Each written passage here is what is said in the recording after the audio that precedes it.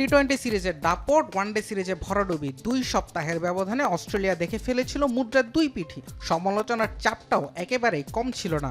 তবে সেসব পার করে শেষ ম্যাচে নিজেদের জাত চেনালো অজিরা। টপ অর্ডারে 3 সেঞ্চুরি, 19 বছর পর 400 ছাড়ানো দলীয় ইনিংস, কিংবা কুপার কনলির হাত ঘুরে অস্ট্রেলিয়ার ওয়ানডে ইতিহাসে স্পিনারদের মধ্যে সেরা বোলিং ফিগার।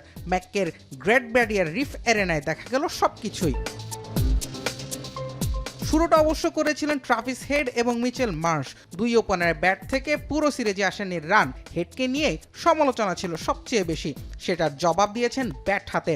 দুজনের উদ্বোধনী জুটি ঠিক 250 রানের, দুজনেই পেয়েছেন সেঞ্চুরি। ওয়ানডে ইতিহাসে ঠিক 250 রানের ওপেনিং জুটি এবারই প্রথম।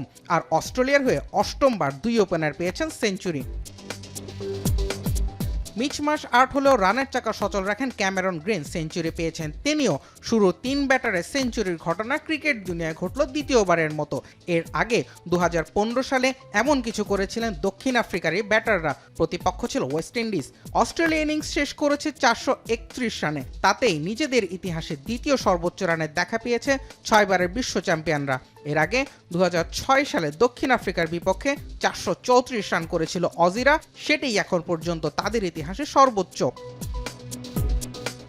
ব্যাটারদের উজ্জ্বল দিনে পিছিয়ে ছিলেন না কুপার কনলি।